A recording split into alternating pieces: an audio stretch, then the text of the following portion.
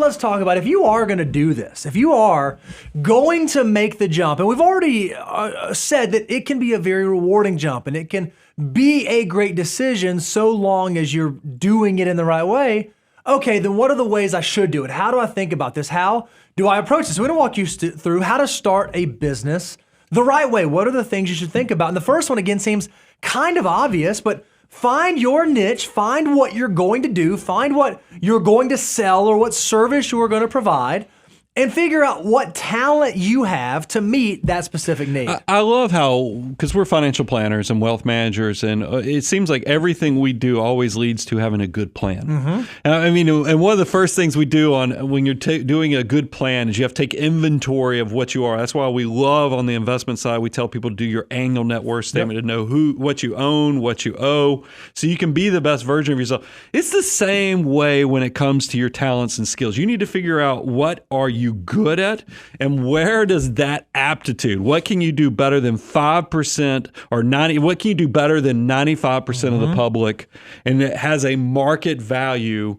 If you can figure that out, it goes a very long way to you figuring out what's worth it. Now, just because you're passionate about it or you care about it, that ain't gonna get the ball moved. You've actually got to find that intersection of you're good at something and there's people who will freely and over again clearly and easily depart with their money to keep giving you more of the money for the thing that you're adding value. Yeah, there's a great exercise you can do if you are thinking about moving into an entrepreneurial endeavor. We think there are 4 questions that you can ask yourself, and this is derived from the Japanese Ikigai concept, but ask these 4 questions. Fancy. Right? What is it that you love? What does the world need? What can you be paid for? And then what are you good at? And you can actually see, okay, the intersection of those 4 things, I love it, I'm good at it, the world needs it, and I can get paid for it. That's your dream job. Well, maybe your passion is underwater basket weaving, but it's real hard to get paid for that, and maybe the world doesn't need a ton of it. You can find where these intersections lie. Are you looking for a missional endeavor, or are you looking for a passion endeavor? Is this a profession or is this a vocation? Well, the closer you can get to finding that intersection, and this goes for entrepreneurship as well as traditional employment, likely the more fulfilled you will be with that thing that you're doing 35, 40, 50, 60 hours a week, every single week. So the more clearly you can define this, the more clearly you can answer these questions, the better you're likely setting yourself up for success. Yeah, and we even made a comment, just because you love something doesn't mean it can be a profitable business. Point. And I'm going to put rubber to the road on that and build it up. But I think it's one of those things where you have to save for the transition. And let me tell you what I mean by this is that I told you the first 5 to 6 years, even though I'm in a very successful state now, the first 5 to 6 years, if you looked at my journey on entrepreneurship, it was a complete failure in a lot of ways. I mean, because it was a lot slower process. I didn't recognize how scarce it was going to be those first 2 years. But here's what I did do right.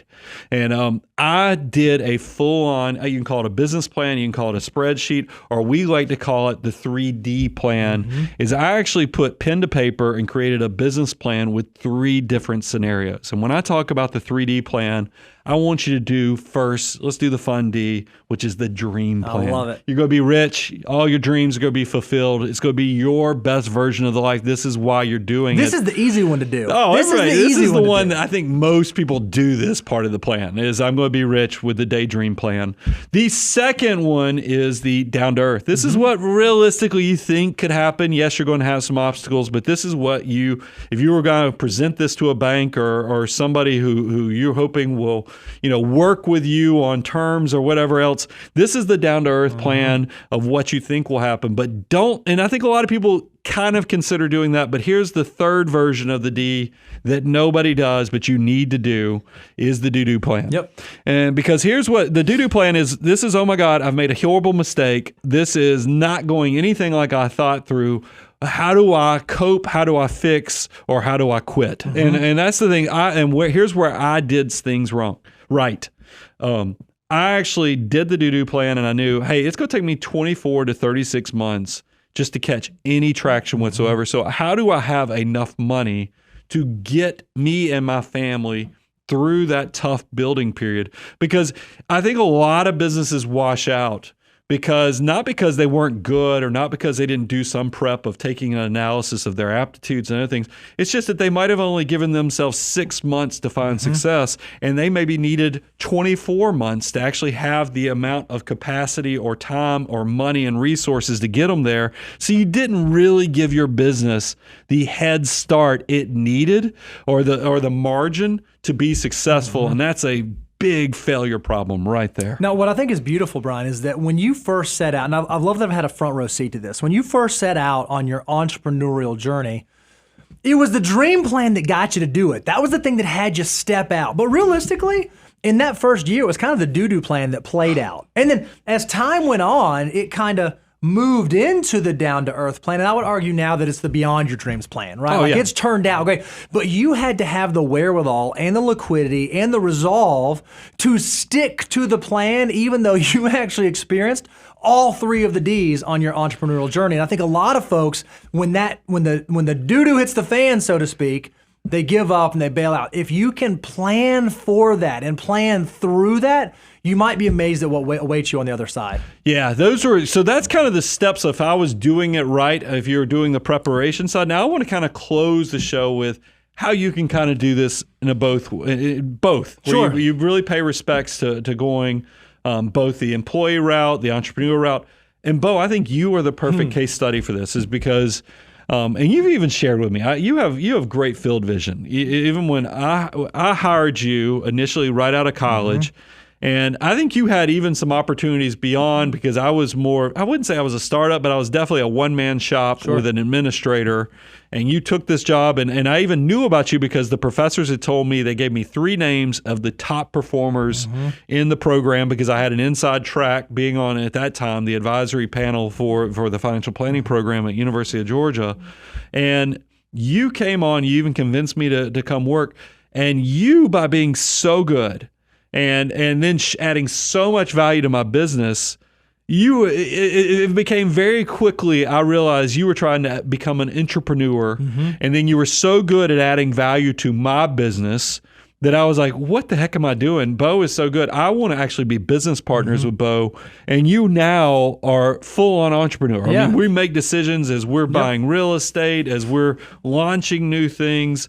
It is. So I know I just probably doted on you a lot, but is there anything that you could give insight on that journey for you? Well, what I recognized is that, hey, I wanted to find a position. If you're a college student or someone earlier in your career, I recognize, okay, I could go to a large institution, a large organization, and I could kind of go be a cog in the wheel. And there's nothing wrong with that. And you can do amazing work doing that. But for me personally, for my personality, I wanted to go somewhere where I could have a lot of exposure and a lot of impact really early on. And I told myself, if I can go do this thing and I can impact this organization and impact this individual and make something that's really good even better, I bet there are going to be opportunities on the other side of that. And so I kept leaning into that. How do I make myself so valuable that the person on the other side of the table recognizes, holy cow, I can't ever let this guy go. I got to make sure I hold on to him. I got to make sure that they're a pivotal part of our organization.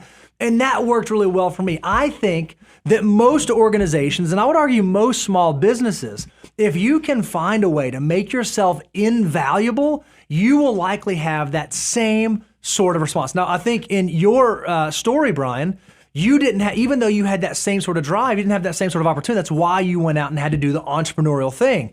For me, I never had to do that, and I was able to satisfy that goal or that desire by being an entrepreneur. What you have to do is you have to assess your own current situation. What opportunities are there available to me, and is there a way that I can think through, okay, there's a lot of pros to traditional employment, and there's a lot of pros to entrepreneurship.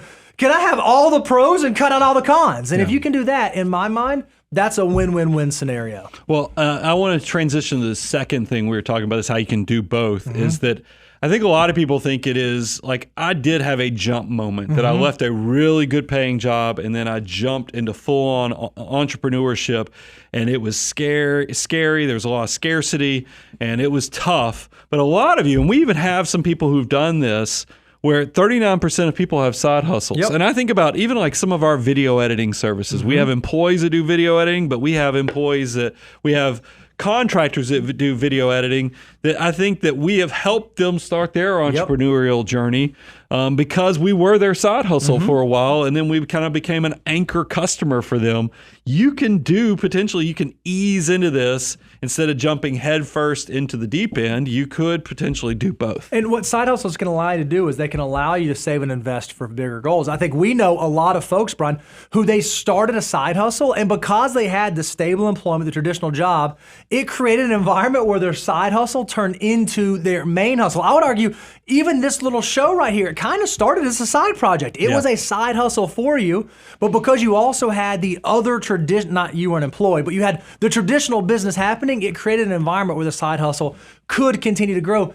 I think now, in today's day and age, it's easier than ever for those sorts of things to happen. So you might not have to do the jump, the risk that you took to be an entrepreneur. You can have the best of both worlds. You can literally have your cake and eat it too. And then the last thing we put on here is I just don't want you to feel like you have to come up with a brand new idea or brand new innovation to be successful with either one of these avenues. I think if you just continue, we talk about on the show overwhelming abundance and value all the times. If you can be somebody who has a skill set, you do like Bo did with offering tons of value to me when we first started working, or if you're starting your own endeavor and you sell a product or you do a service and you overcompensate and give them something better than they anticipated, how can you not be successful? And you don't have to reinvent the wheel. You just have to work hard and understand that exceeding expectations has tremendous value. And it could be as simple as,